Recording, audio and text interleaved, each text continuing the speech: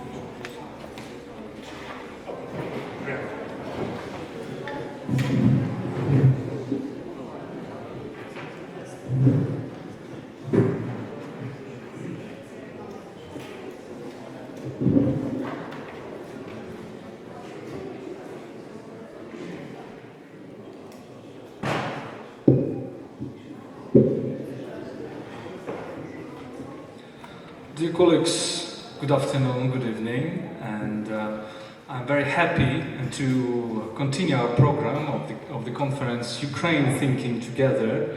And today I'm very pleased to present Ivana Krasteva, who is one of the most interesting current intellectuals, Eastern European intellectuals or Southern European intellectuals, who is basically a permanent fellow in Institute for Human Sciences in Vienna, who is one of the founders of European Council on Foreign Relations, who is also directing a think tank in Sofia, Institute for Liberal Strategies, right?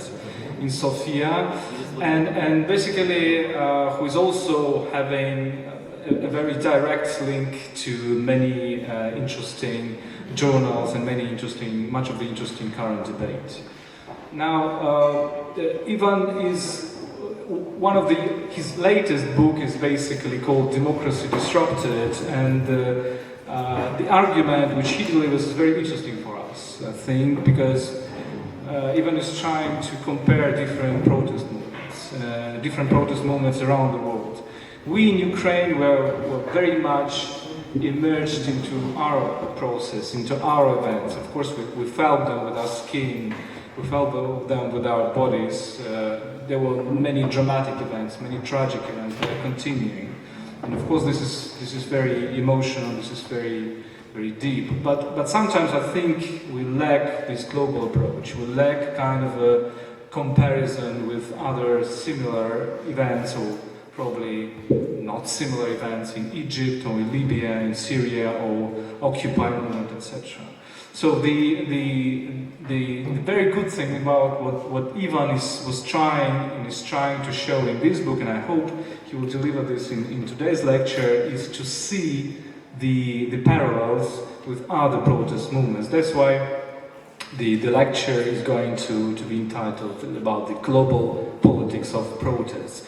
And I invited you, when you're going to listen to this lecture, I invite you to reflect with Ivan on two major issues, probably, on the issue in which sense these events, our events, Ukrainian events, constitute some kind of a global trend with other protest movements in the world, and in which sense they're similar to them, in which sense they're different. So let us to look at us from kind of a more global perspective, and on this issue I would like to pass the floor to Ivan.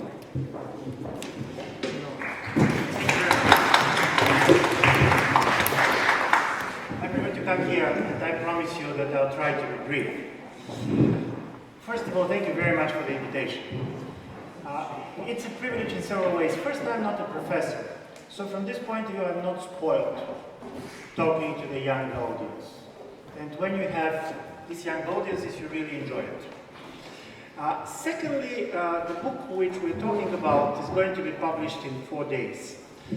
And I really want to use this opportunity in order to present some of the argument, much more to try to provoke you, because you have an experience which is interesting for me. Because many people who write about the protests are fascinating, they fall in love with the people on the street. And my idea was that probably it makes sense also to have more nuanced and also critical view of what these protests are achieving and what they are not achieving.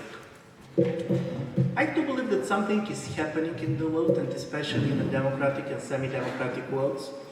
And in order to give you an idea what I want to talk about, I'll start telling you a plot of a novel. It's a beautiful novel, written by a Portuguese writer and Nobel Prize winner for literature, Jorge Saramago.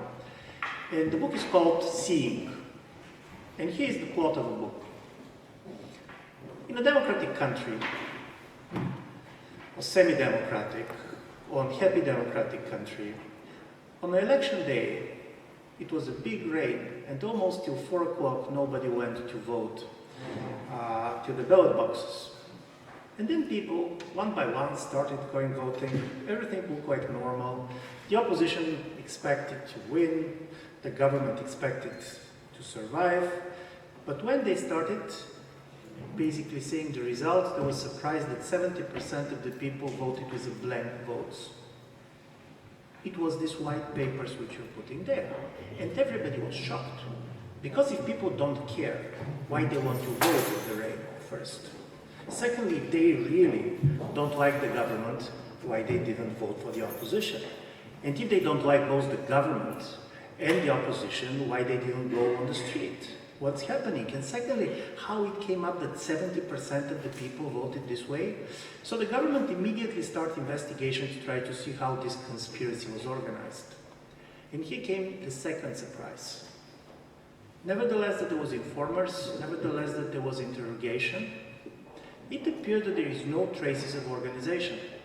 It looks like a miracle. It looks that 70% of the population at one and the same moment came with the same idea. The government didn't know what to do, so basically they asked for the elections to be repeated, and then 83% of the people voted with the blank ballots. I'm saying this because this type of a protests, of a blank ballots, this type of a metaphor for something that is happening, people who do not have organization, do not elect a leader, and do not have very concrete demands in something that we can see in different parts of the world. For the last 5 years, in the period which basically in my view started with Occupy Wall Street and ends with Occupy Crimea, for these 5 years there was a mass political movement in 70 countries of the world. And what is strange, these are very different countries. There's some authoritarian countries like Russia where there was a movement, there was Egypt, there was the Arab Spring countries, but also you can see a lot of protests taking place in democracies. In Europe, of course, this was the Indignados in Spain, but you have in my own country, Bulgaria, you have Romania, it's almost everywhere. And even economically, you expect that it's going to be only in a very much economically depressed places like Greece or Portugal that have been very much hit by the economic crisis, and then strangely enough, you end up with protests in places like Turkey that have been growing very fast for the last 5 or 6 years, or even places like Brazil, where even the social inequality was going down. So the problem is why everywhere? Is this like a strange type of epidemics? Is it like a flu? And if it is a flu, what is behind this? So this was some of the questions that I was very much interested in. And for me, what was also very interesting about these protests, and of course they're different from country to country, but the most common thing which makes them very different from a previous type of a protest that we know is that in many of these places they had not been organized neither by major political parties, nor by trade unions. People not simply came on their own, but people were highly mistrustful to the established political parties and to the trade unions. This was the movements of mistrust. In a certain way, people not simply were not organized by the political parties, but they didn't allow politicians even to speak on this type of rallies. From this point of view, by the way, Ukraine is a much more middle case. But let's give you the case of my own country, Bulgaria, where for 300 days, people have been marching on the street, and they didn't allow a single political speech. Yeah, sorry. You were so nice, I had the feeling that you were hearing. So, basically, for 300 days, people were marching on the street. And there was not a single political speech being given. They didn't allow anybody to speak on behalf of them. So there was a participation without representation, which I find absolutely fascinating. And you can see this in other places too. In the case of Russia, if you remember, during the protests, through the internet, they have been electing who is going to have the right to speak on the rally. And this is new. The second what is new was a very clear lack of ideological profile of the protests. Listen, years ago, 19th century, the beginning of the 20th century, when you have a revolution, you always knows whose revolution it is. People didn't go to sleep before knowing, is it a communist revolution, or fascist revolution, or Islamic revolution like in Iran in 1979? If you see how we are calling our revolutions these days, they don't have ideological names, they have company names. Facebook, Twitter, and this is also very strange. Is it possible to have a major political change without a project? So there were some of the things which comes to me, and of course many people have been comparing with 1968, and there are many things in common. By the way, this type of a libertarian, anti-institutional ethos is very much there. And, Paul Berman, who is here, has been writing a great book on the 1968. But the difference? 1968, at least in the countries which I know better, was a revolt of sociology students in a way. They have been totally preoccupied with the system. They're going to read all these theory books. They're going to discuss what is the system. Marx, Mao, Marcuse, but this was a very strong kind of theoretical interest to understand how the system works. Now, if it is a protest of students, it was much more the protest of psychology students. They were very much about how they're feeling about the system. There was not very much being interested in a certain way how the machine works or does not work. And I find this quite interesting because one of the most important sources of legitimacy of these movements, in the words of the people that have been participating, was spontaneity. We are spontaneous. We came here on our own. Nobody brought us. I'm saying this, it was so important that when the government decided that they tried to discredit these protests, one of the major arguments of all these different governments, Russia, Turkey, Bulgaria here, was no, they're not spontaneous. There are oligarchs behind them, their money. Everybody tries to basically convince those who are not on the street, the people on the street did not come on their own. So I'm saying all this because the third question which I want to ask was how successful these protests were. When you talk to the people, they're going to tell you, because you are just coming from such a protest, I can imagine basically also being one of the classical answers that you can get on these questions, that everything has changed, that you have been very much transformed by experience.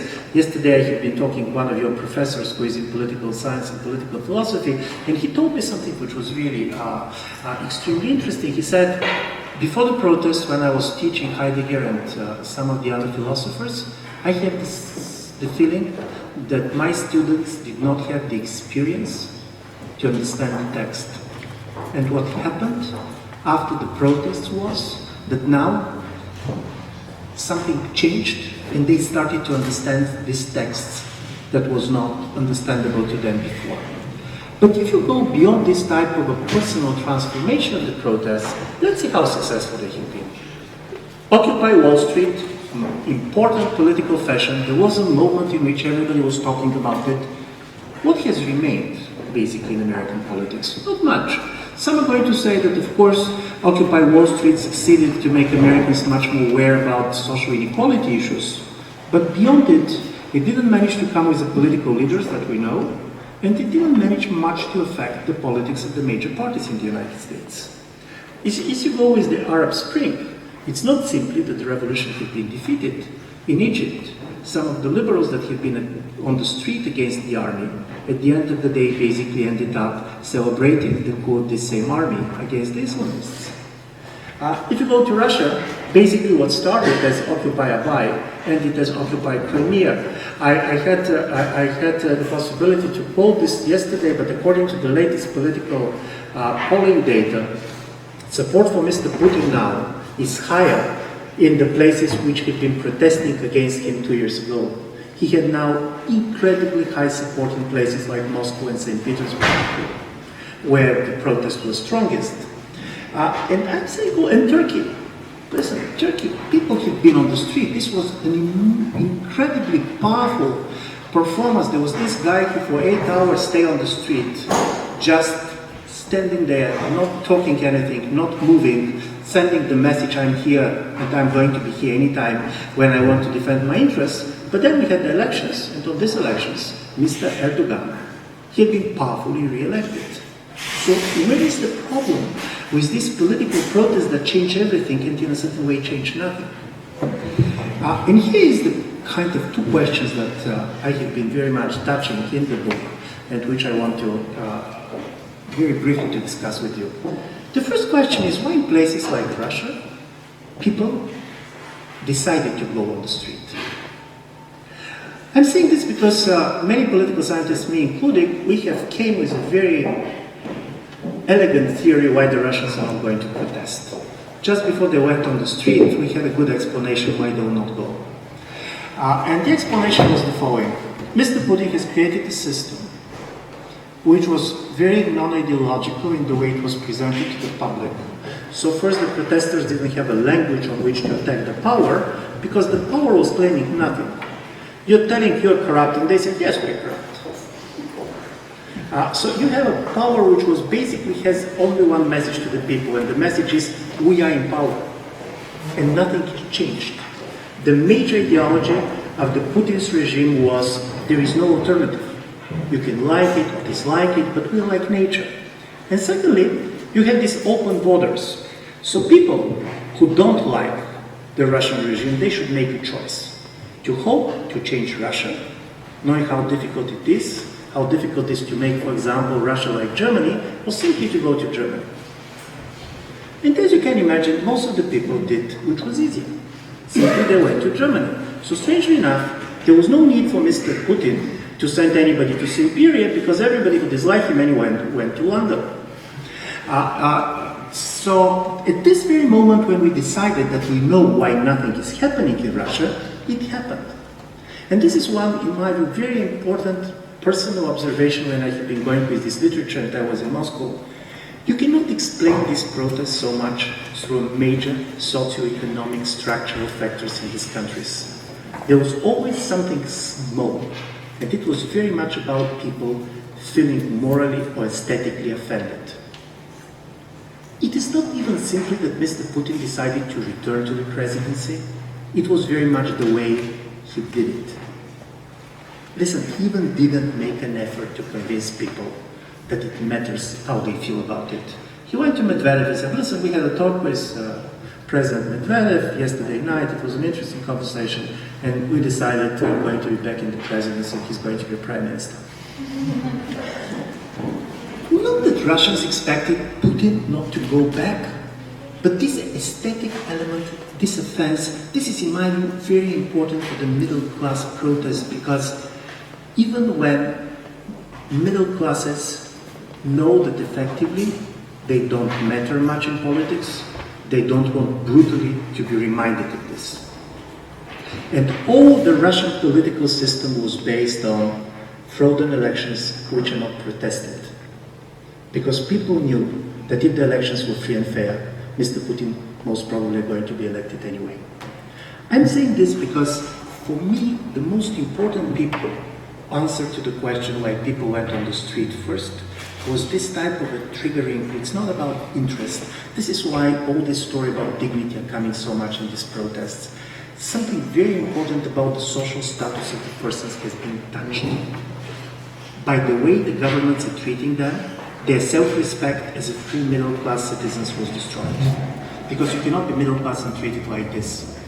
And the second is the social media. As you know, a lot of people have been written long books about how social media has made this protest possible, Facebook, and Contact and all this.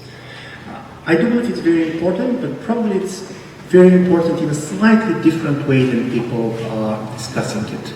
The first, you heard the message that because of the social media, people learn how bad the government is. I don't believe that you need Facebook to know that Mr. Yanukovych is corrupt. And this was the same with Mr. Putin. He's there for 14 years. People knew this. And it's not even about the easiest way to self-organize, but the important thing that happens in Facebook is that because of the fact that there are 5,000 friends of yours, you know some, you don't know others, but strangely enough, when they start changing their views, you have the feeling that you're a majority. Imagined majorities is what brings people on the street. People go on the street when they believe that they're a majority. In some countries, they are majorities. Here, it happened that you're a majority. In other places like Russia and Turkey, they were not majorities. But because of it, because it's not just your friends, and the most important in the Facebook is when people who you don't expect to share your position start to share your position. When you see next to you the person whom you don't expect to be there. And I do believe this was a very important mechanism explaining why I'm going to call them a much more high-risk countries. People decided to go. And from this point of view, of course, their going ended in a regime change, which many people didn't notice. The truth is that Mr. Putin remained the president of the Russian Federation, but the regime had changed. Yulia Yoffe, who is here for our conference, she wrote a beautiful article on how the Russian government reacted to the protest. She had an interview with a senior figure in the Russian State Duma and asked him, how surprising was this protest for you? And the guy said, do you have a pet? And she said, yes, I have a cat. So he said, imagine that your cat starts talking. And this was very important. And by the way, first the middle class was offended, and then Mr. Putin was offended. Because it was his middle class. This was people whom he knows, people he believes he has created. And as a result of it, you ended up with this cultural war, which is now going on a European scale, where he basically looked at these people and said, this could not be real, this middle class, it's not the middle class, this is gay and lesbians, all of that. And from this point you start to develop a cultural polarization which is very much based on traditional Russia. Because don't forget, all this talk about gay and lesbians is also a discourse of exclusion. People who have been studying the prison experiences know that in prison, if you basically want to exclude somebody, to humiliate him, you go with basically raping and getting him out. This was the rape of Mr. Putin on the Russian middle class. You are not part of the nation anymore. I'm saying this because this is how it worked in an authoritarian environment. But then comes a much more interesting question. Why people go on the street in the countries in which we suppose that we have free and fair elections, where you have a competitive political system? Why the elections are not solving problems? And I'm going to give you some Bulgarian example because coming from a small country, I feel kind of patriotically obliged to tell something about it. For those who have not been on the Bulgarian Black Sea, Bulgaria is a small place, and a very particular place from this point of view. In the 1980s, a famous Italian movie director came to Bulgaria. And then we have created one of these 6-hour-long epic movie about the beginning of the Bulgarian state. So we forced him to watch the movie and said, what does he think? He said, it's a small and quiet country. Why are you not making small and quiet films? The problem is that in the last 25 years, we were not making small and quiet films. For the last 25 years after the end of communism, not a single government had been ever re-elected in Bulgaria. Secondly, in the last 12 years, twice, newly formed party won the elections. First was the king. The king came, created a party, won the elections. And after that he lost.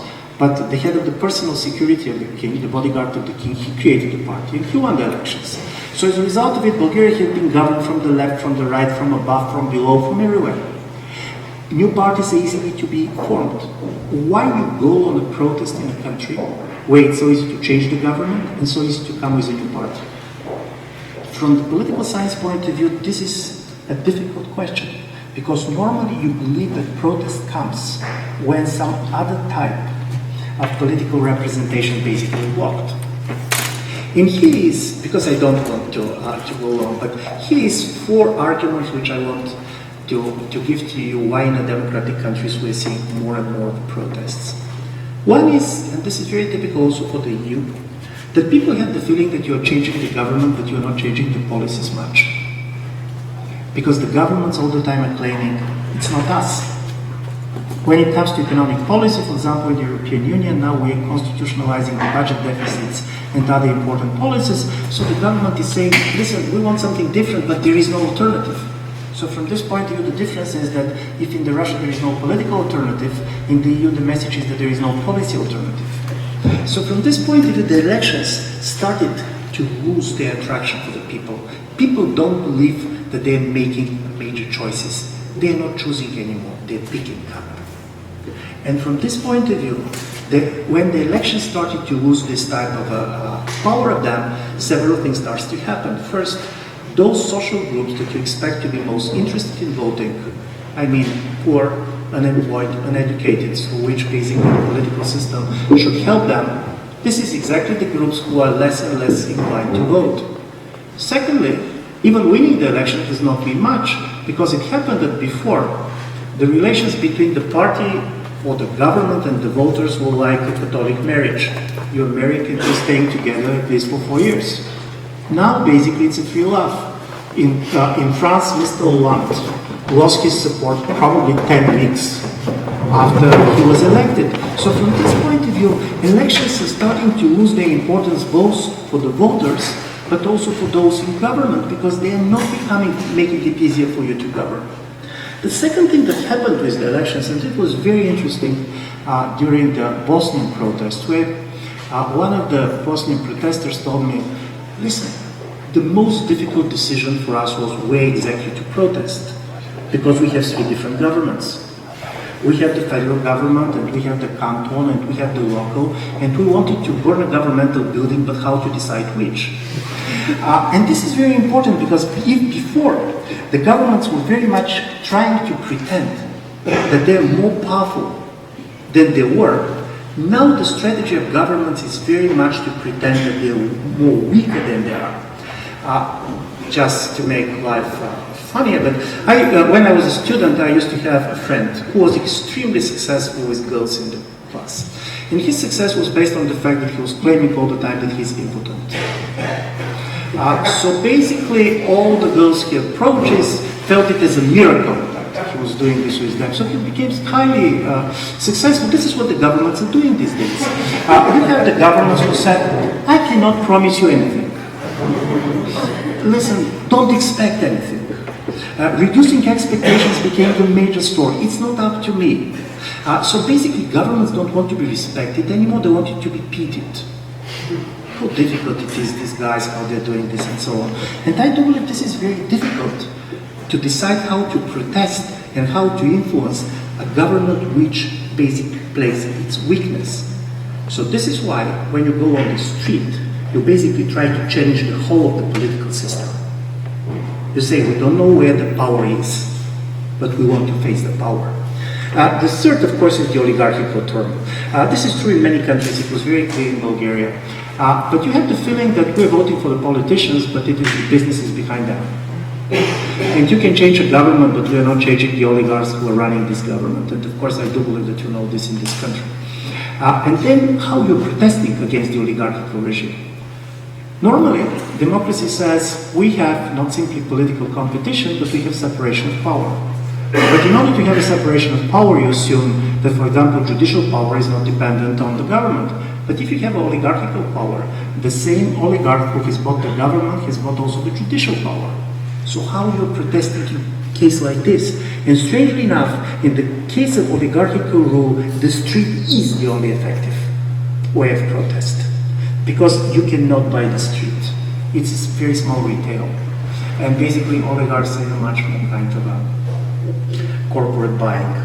But here, and this is my last point, why this type of also very inspiring movements happen to be not effective enough? And I do believe that part of the strengths of these movements come from the fact that they basically was anti-institutional, they be spontaneous, and so on. But the major story of the people was we don't want to be cheated. Mistrust was at the heart of this protest movement. This is why they didn't have leaders. We don't want leaders, not simply because it's easier these days to communicate between ourselves, but because we have learned that leaders are always cheating us. So the only way not to be cheated is to be totally mistrustful. And here comes the turn. And here's the bad part of the story on which I want to finish. If in the first moment the governments are very much shocked by the protests, then they realized that playing mistrust is their game. And then the government stops saying, trust us. They start saying, don't trust anybody. And when you have the governments that played exhaustion, waiting for the people to protest, especially if they're peaceful protests and so on, and when they start totally discrediting and just increasing the nature of mistrust of the protest movements, this government always succeeds. Because at the moment you don't have a representation, you can prevent something from the street, but you cannot change much. Only governments who decided to show power, to crash, to confirm in their eyes that they basically control the situation, and I believe this was Mr. Yanukovych's position, they are then in risk. And I'm saying this because this is the paradoxical story with these very inspiring movements. Being very much composed of a generation that is mistrustful to political institutions, to political leaders, to political process in general, you ended up with movements who are either very successful when they ask for something very small, for example, not to build a railway station somewhere in Germany, or basically to decrease the bus tickets in Brazil, or they ask for something very big like the end of capitalism in the United States, but the real one, the political, is totally missing. And I want to stop here because in a certain way, this is also the question that probably I have for you. How are you going to know how successful your protest, your revolution was?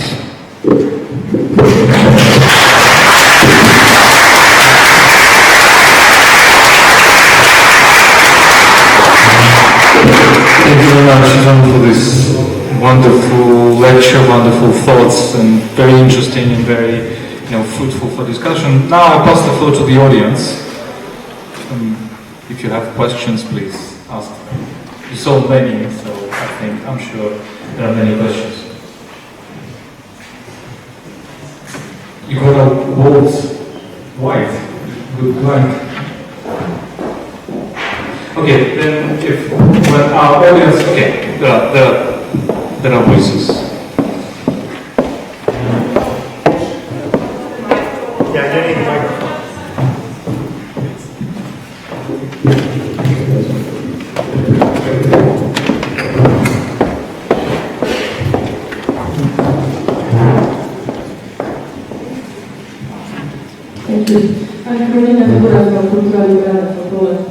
I wanted to ask about the civilians and the change of their nature in modern democracies. Because as you were talking about social media and about Facebook, I started to think, what is the difference between a person that is protesting and has a grenade in his or her hand, and a person that has an iPad? Because I believe there is a difference, and that these accessories or attributes that the civilians, the citizens have, make this difference. Thank you very much. This is a major difference. And by the way, I do believe it has something to do with the generally not very much violent nature of these protests. As you know, in English language, the same verb is used for shooting from a gun and shooting with camera. And protest is very much about shooting. But people these days started much more shooting with their iPhones. In a certain way, if you see how the political dynamics of the process have been sustained, this was very much by taking pictures. And this is also a very important difference between these protests and 68. It's not so much the readers, it's much more visual, It's very much about images. And from this point of view, this power is the power to produce a moral outrage that should change the situation. This is why the governments risk so much with violence. Because we have been discussing with colleagues when the protests started here. And that was very much influenced by the Bulgarian protests. So I said, if Mr. Yanukovych is not going to be advised to crash the protests, most probably he will survive. Because in a certain way, all these protest people are staying, but the moment when the government decided to use violence is when you understand that it's a different government. This is when the government loses also its democratic legitimacy based on elections. Because in a strange way, people can live with the fact that their government is corrupt, but with the fact that their government is violent, this is a different story. And also violence started to have a much higher cost because these images go internationally, and then the public starts to put pressure on the governments of other countries, and basically the governments of other countries start to press on their own government. This is very interesting. By the way, this has a lot to do with the changes in the international order. Don't forget, international orders normally are composed based on the idea to prevent revolution. Look at the 1815, Napoleon, and then basically you end with the order of the 19th century. This is basically an agreement of the elites. We are not going to allow revolutions. Basically, we're going collectively to respond to any type of revolutionary movement. Even with the Cold War, basically everybody is going to control the revolution in his own sphere of influence. Now, because of this iPhones, iPads, because of this circulation of images, because images are decontextual. You don't need to know anything about Ukraine in order to be totally outraged by a policeman being killed. You don't need a context. It's about our human nature. You don't want the power to beat people. And from this point of view, you create a constituency which is becoming transnational and, of course, starting to exercise very strong power because governments try to be highly moralizing when it's not about them. And I do believe from this point of view, you have this type of situation which have a difference. But the other thing on the other side, what was lost, is that when before you have the voter as a very critical figure in our democracy, part of the power of the voter was not simply that he can go with his ballot and put his ballot there, but it was very much that he has other roles in society which were very important. He was a worker, he was a consumer, he was a soldier.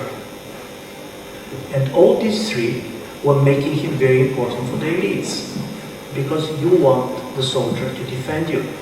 And in a certain way, it's very much the worker and the consumer that are making economy going. What has happened in our society is that our elites less and less depends on the local voters, because, listen, the workers these days, they're in China, so you don't need to work there. And when it comes to consuming, it's not very much dependent on the government, and also when it comes even to fighting, in countries, especially in the highly technology countries, basically expect that the next generation of soldiers are going to be robots anyway. This is why you have a citizen which is freer than before, but less powerful. And nevertheless, the democratic institution exists. This citizen has lost the social sources of his power. I don't know how clear I was, but at least this is my feeling here.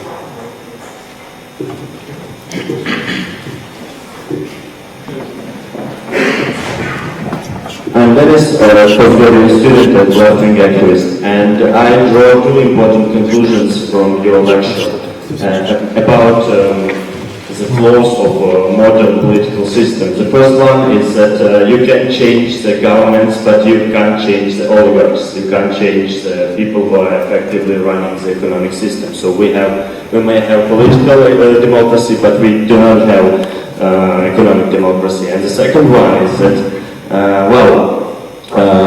in all these protests, we can mobilize millions of people, as in Turkey. But after all, the majority goes on the elections and votes for some conservative, authoritarian, and so on bastards. In fact, we have a situation when maybe the limits of representative democracy are hurting the democracy itself. So maybe the major issue is to shift to direct democracy and to give the people the right to have decisions on any issues, not to give their right to make decisions to some corrupt politicians that are in fact run by the same oligarchs. Thanks. Thank you very much. This is a very radical leftist reading of what I said, because I'm going to give you a story about direct democracy too. Normally people form their views also based on the television that they watch. And most of these televisions are owned by the same oligarchs. So I told you one novel in the beginning, let's give you one Romanian science fiction short story. This is about a political regime which decided to go beyond representation. So when they elect a president, at the day of the elections, the guy who has won, they are putting a special bomb in his body. And every voter has a small device. And every decision that the president is taking, you should say yes or no. And if the majority of the people say no, the guy is exploding. And this is a kind of a version of a direct democracy, because you believe that if you have a bomb implanted in yourself, you're going to be responsive to the people's needs. The only problem is to what extent this is a democracy. And this is part of the problem, because direct democracy is something extremely attractive, and I do believe that we're going to see much more of it, because also, of course, technologically with social media, you have this. But the interesting story about direct democracy is also this is how much is interested and who is interested. Could we force everybody to be interested? And honestly speaking, any type of event like the protests also polarizes society. Mr. Erdogan also benefited from the protests because it appeared that the protesters were millions on the street of Turkey, but there was other millions who were there and who didn't like the protests. And in a certain way, what you see in Donetsk is a very similar story. From this point of view, the idea that there is just the people, and because of the idea of the justice, these differentiated people are going to govern. That they are not going to be politics on the basis of difference between ideologies, people much more on the left and people who have a different views on the right, but you're going to have these homogeneous people who are going to decide. This idea of hating the idea of the interest in politics, this I find also kind of a very misleading, because representation has a lot of problems. But representations create institutions that can create a kind of a much more effective and long-lasting reforms. The world of direct democracy is a world without reformism. You're going to have a direction, and by the way, what we are seeing these days, we have a different process. More and more, politicians are becoming the managers of the present. They are not coming with any big visions of the future. They don't have a project and so on, and they're allowing the people to say no. What we can do these days, we can prevent many things. By the way, the Bulgarian protest, which was very much aroused by a guy, oligarchs, but also one of those oligarchs that even does not exist in the bad movies. Because the guy was ugly, fat, young. His mother controls 70% of the media in the country. And he was 33 years old, and they decided to elect him the head of the counterintelligence in charge of corruption. Why they did it, I never understand, but it happens. And people stopped it. For 48 hours, 100,000 people on the street, the guy was not elected. The problem is, does anything change in the counterintelligence? And here comes the problem with the oligarchs, and I do believe it's an interesting story. And if there is something for which you really should hate Mr. Putin, is that by occupying Crimea, he in a certain way killed the anti-oligarchical part of the Your Revolution. Because now the story is how you're keeping the territorial integrity of this and that, and they're going to be the patriotic oligarchs coming up to save the country. So it's much more difficult in this situation. He basically said he's an oligarch. He's not an oligarch anymore. He's simply a very rich, good Ukrainian.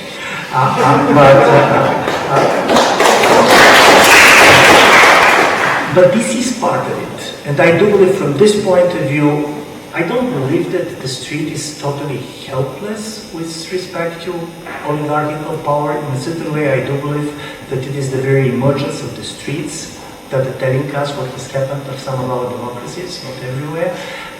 But it's a trade-off. Questions? Can I say that next?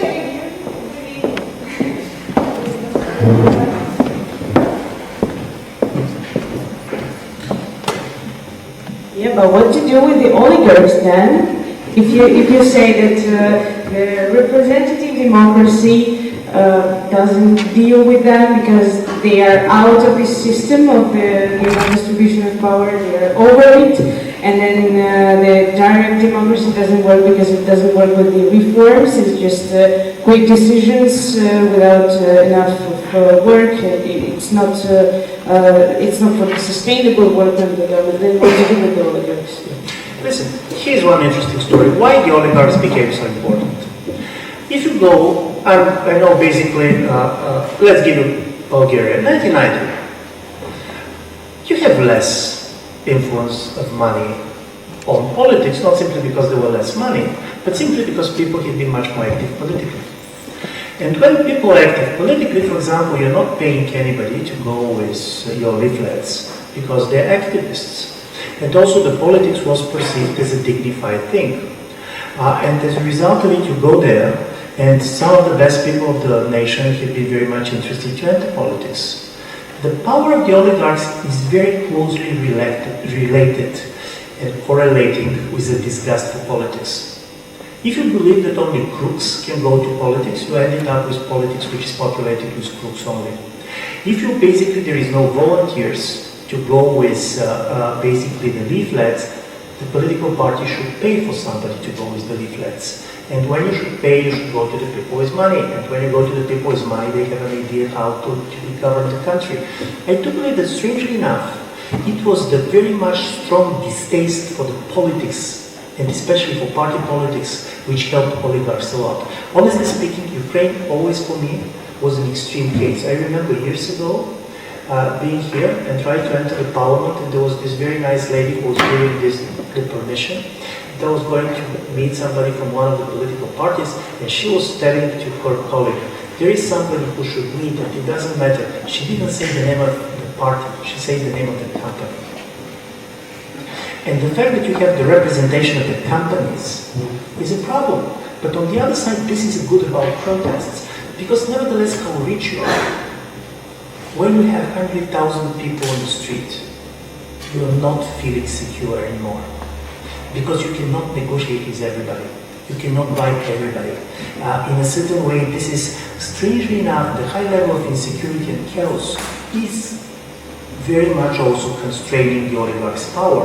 And probably one of the good things about the protest is that it rejects something which is very important in my view of politics. And this is elite's fear of the people. Questions? There.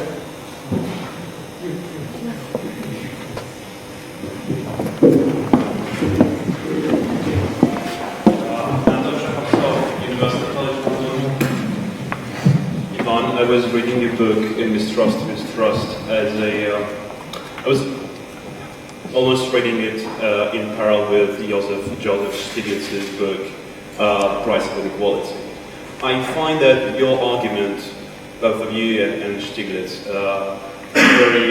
very close about that people probably now cannot really change the economic system.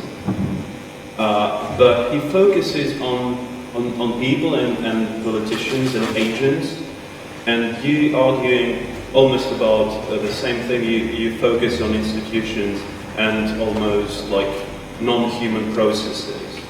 So could you comment, like, do you see that this inequality or loss of trust and sometimes corrupt politics, would you still focus on particular figures and politicians who may be behind or who can exert influence on what is going on?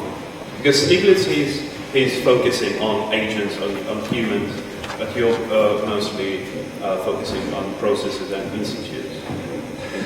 Thank you very much. First, I want very much to thank people at the end whom I understand that they're hearing nothing and they have been so silent and nice to me.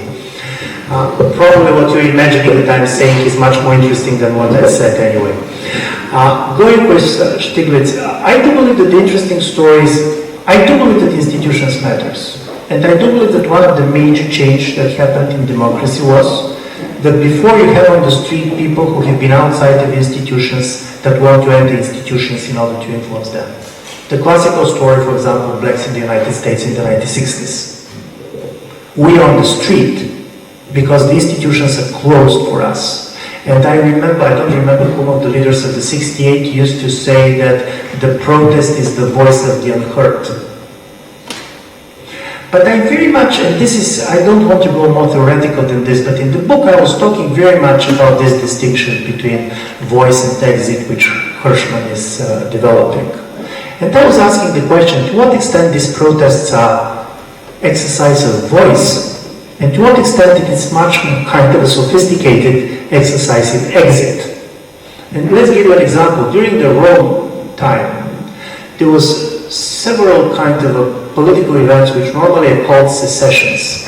This is when the plebs is totally pissed off with the way the system functions. They do believe that their view is totally neglected.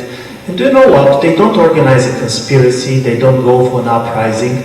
All people are leaving the city, they go in one of the neighboring hills, and they're waiting for the senators to come and to give them a story, basically to reconstitute the political community. I do believe this is very important because in a certain way, how I'm reading these protests are very much people coming on the street with one very simple message. The sovereign exists.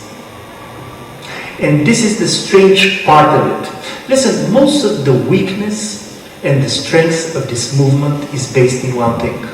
They are very legitimate in the eyes of everybody, exactly because on the streets is everybody. Far left, far right, staying next to each other, everybody said it cannot be, but this is why these people can claim that they're the people. But exactly because everybody is there, you cannot have a project, you cannot have a program in a classical political sense, and this is why basically the street stopped to exist at the moment when the real politics comes. And I do believe this source of legitimacy and the fact that source of ineffectiveness is at the same time, this is why my push is, why none of these protests, or very few of them, ended in a strong political party? Have you noticed that in the countries in which you have a new parties in Europe, is the countries in which the protests were weak? And I'm talking about the classical protest party. For example, Five-Star Movement in Italy. You ended up with a political party, and on the other side you have the protests in Spain. Two countries, kind of a very different way of expressing their, in a certain way, expressing their preferences. For me, it was always easy to compare and to try to see who managed to have more impact on its system. By the way, a party which is going to fall apart, but this party which is going to fall apart, the Five-Star Movement, managed to push for much more changes than the indignado people that have been on the street and said, we don't want representation, we don't want to be cheated. My idea is better to be cheated than not believing in anything.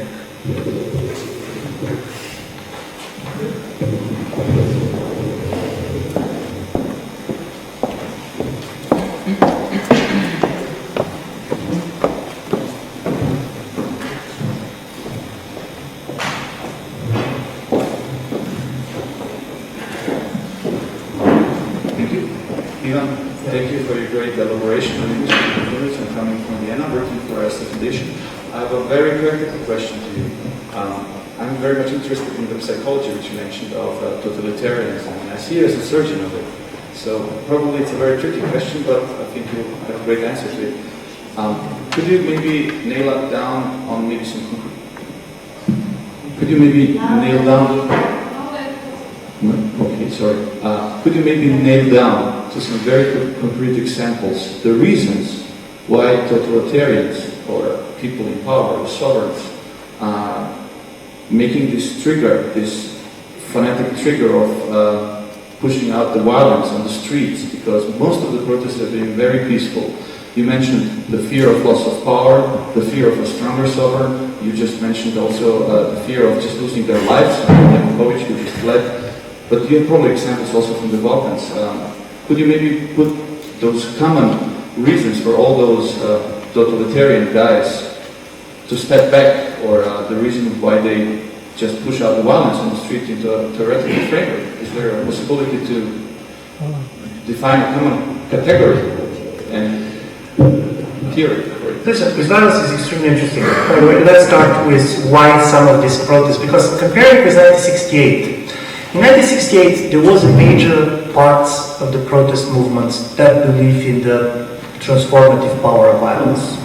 And of course in the 1970s you can see these people in Italy, in West Germany, basically in the radical wing. You're not going to see this here. And there was, of course, first because we know how it ended in the 1970s, so people are learning certain things. But second is because when you go for violence, the very idea of the leaderless revolution is not functioning anymore. Look at your own experience. What happened when basically the Maidan start violently to clash with power? Then you need organization. You need 100 people. This 100-person unit has a commanders. These commanders has other commanders. In a certain way, the war is not something that can be tweeted. You need organization. And from this point of view, when you have an ethos of people who fear organization in institutions, you have a kind of an inborn reluctance to go to this type of a much more born clashes. Why governments go for violence? Listen, of course, every case of this is very different. In the case of Russia, by the way, this is very interesting because Mr. Putin did not do what Mr. Yanukovych did. If all the protests in Russia, by the way, have been legal, there was a lot of violence in the countryside, but it's nothing new.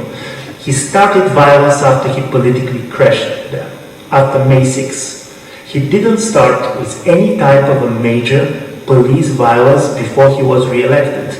It was on the basis of his new legitimacy he started Bolotnaya Dela and all this type of pressure.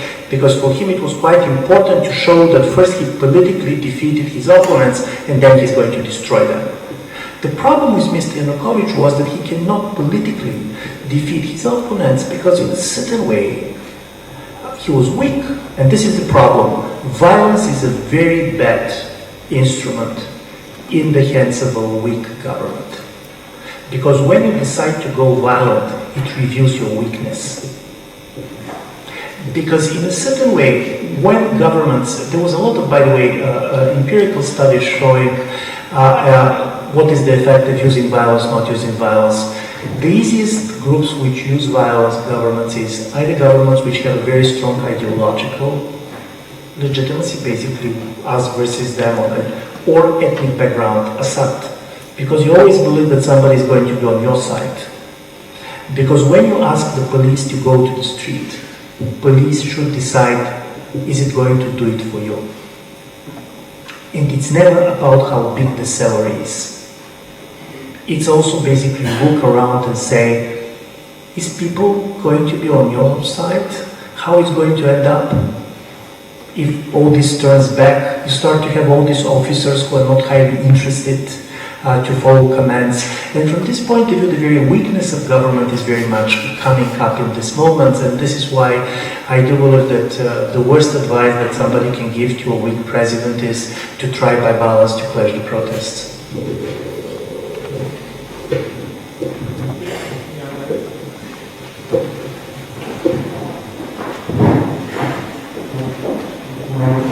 Hi, I'm Leszek Justy from Libertad.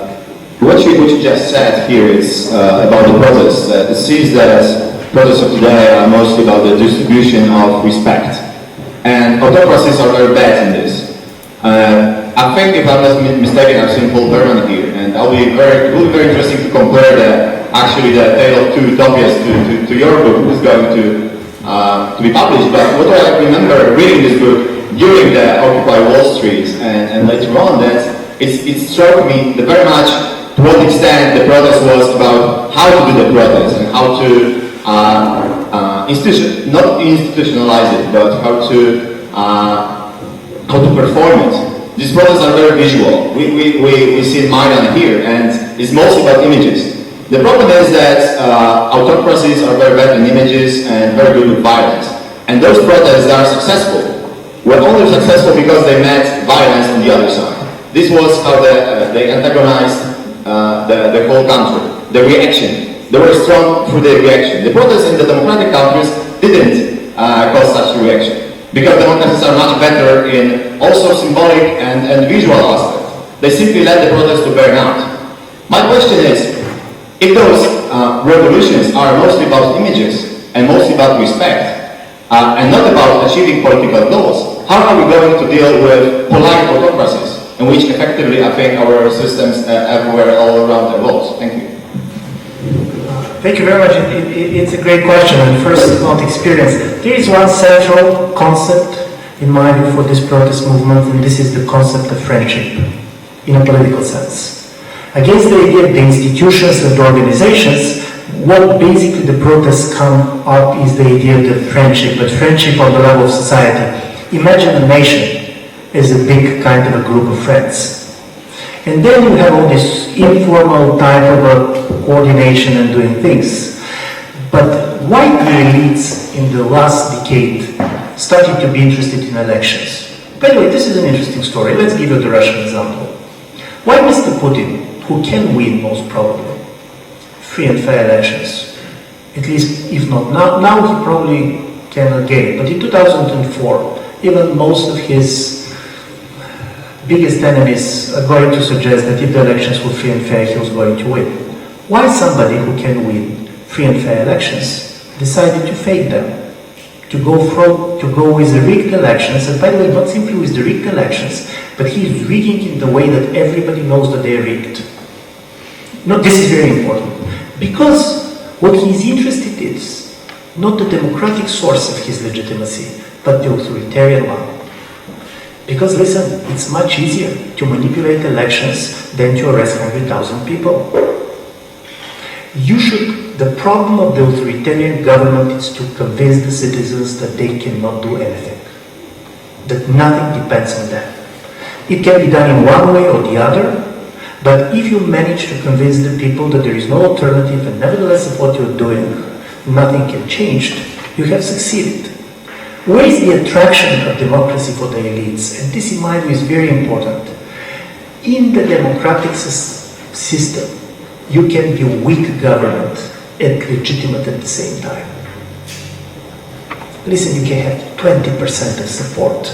You can be disliked and so on, but you can always refer to your legitimacy. Authoritarian government cannot do it. Authoritarian government either should basically succeed to convince people that they don't have alternative, either to deliver 7, 8, 9% kind of growth like in China, or, to be honest, it should try to go on the level and scale of terror, which is also not easy to be organized and to be sustained. One of the interesting elements of the Crimean annexation from the domestic political point of view of Russia is, till yesterday Mr. Putin's popularity very much depended on his success to increase the economic well-being of the Russians because of gas and oil. Now he does not need it, at least in short term, very much. At the moment when Russian economy went in recession, he's saying to the people, trust me, not because of the fact that our economy is going to grow, but because I am the only one who can deliver the glory of the Russian state. And from this point of view, it has a major effect. He basically shifted the sources of his legitimacy, and from this point of view, in a certain way, occupation of Crimea has an incredibly important domestic effect on the domestic Russian politics.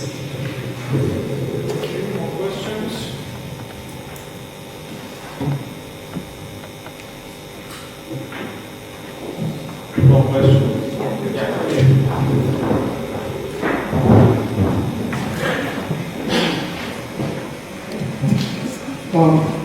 My name is Alexei, and I do have a short comment about why people do not so care about the different politicians. Exactly now we have elections of the mayor of Kiev, here in Kiev. So I read very exactly the programs, and I see that all of them are promising the same thing.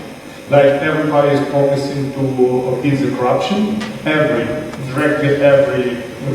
major candidate promises the same thing. And then we have no real difference between different parties and between different candidates. And then this election is not so interesting because they will have all at least declare the same program.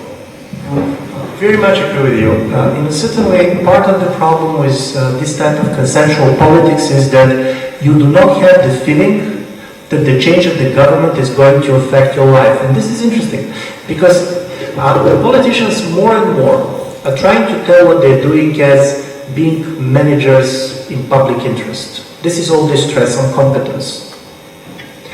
But listen, this is why, in a certain way, I'm not so negative, unlike many others, of the rise, for example, of the radical left or radical right.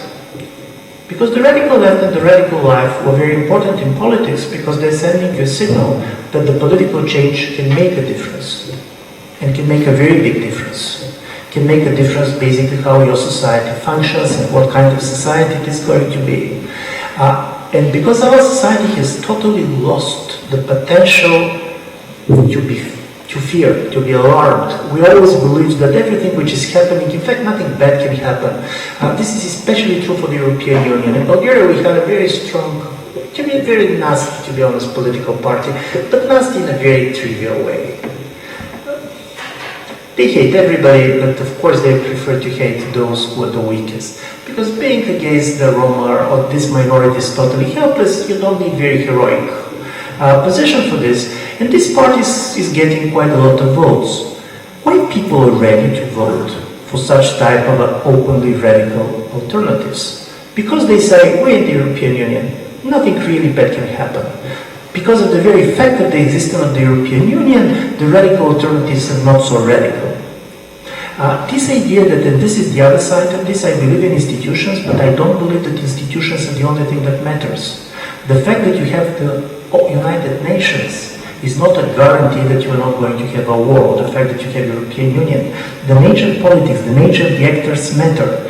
And strangely enough, part of this, on one level, protesters does not believe in institutions at all. On the other side, especially liberal elites, are totally sure that if you have the right institutions, you should not care at all about how people feel and what they want and how it is, because the institutions are so benevolent that they can manage to diffuse any tensions and to fight any type of radicalism.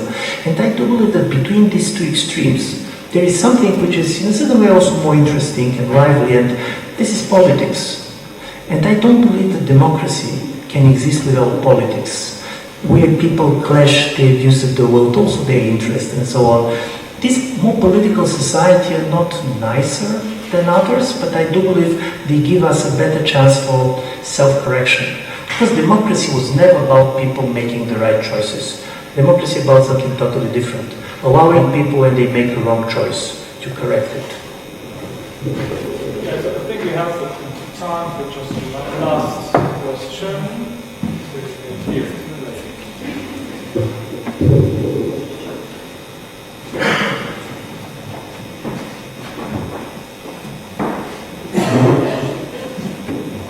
Thank you very much. My name is Natalia from Kyiv, and in your presentation, I saw that you put a huge emphasis on feelings and emotions as an explanation of political agencies. I mean, you speak about feeling of being majority through some Facebook or other social networks, or you speak about elite's fear of the people, the feelings of dignity, moral outrage, and so on. But I'm accustomed to think about political science and through the series of rational choice. So how about this? We have the end of rational choice in politics and political science, and so we have the beginning of, so to say, emotional politics and emotional political science. So thank you. It's a great question, and of course, rational choice is a good thing, but it cannot go excessive even with it. And here is part of the interesting story about democracy. Democracy is about representation, but also very much about misrepresentation, and this is part of its positive mystery. For example, when you vote, you have your ballot, and it doesn't matter how important the vote is for you. Imagine that I basically died for Mr. Klitschko to be elected. And you don't care about who's going to be elected. Both of us, he has one vote. the intensity of the feeling is not represented. Because in a certain way, democracy was about pacifying. It's about getting the emotions out of politics. Protests, and this is why I was so much stressing on the emotional sides, is representation of intensity. When you go on the street, you're not simply saying that, for example, you don't like Mr. Yanukovych. When you walk to the street, you say, I don't like Mr. Yanukovych to the extent that I'm going to die for him to leave the country. And this is representation of intensity, which is extremely important, because for classical rational choice stuff, you cannot understand this term in politics. And I do believe this is what makes revolution so difficult to be predicted and explained in the classical rational choice theories, because rational choice theory does not need revolutions. And from this point of view, of course, when you're studying protests, and if you believe that protest comes out of the limitation of this type of institutional representation, then probably it makes sense to go and to look what happened with the unrepresented or misrepresented, namely the intensity of the political choice. Dear colleagues, on this point, let me finish our lecture and let me thank you wholeheartedly to Ivana Krasteva for this wonderful lecture.